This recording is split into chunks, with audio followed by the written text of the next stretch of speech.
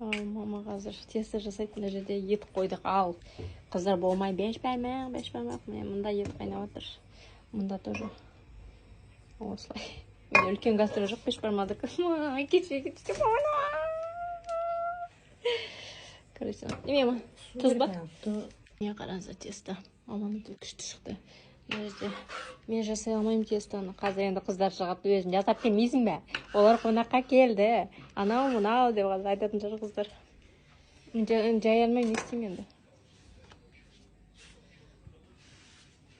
Жоқ та. Бітті ойыншықты шеш ма? Ойыншық бәрі ойыншық. Ойыншық не сөз? Шелпек пісіретін ұқсай, иә? Осылай, в общем. Маған балықса болды.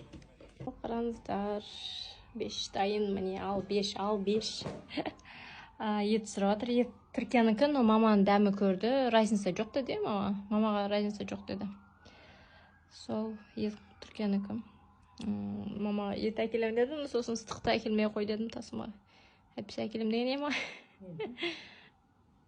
Сол, салат с меня, с мамой 5, ал бізге ас болсын.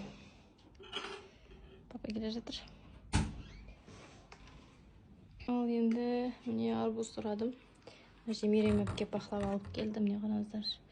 Мынау салқын пахлава, тәтті маған фисташковый сүтпен. Соңғыс попробовать етеміз пахлаваны ма.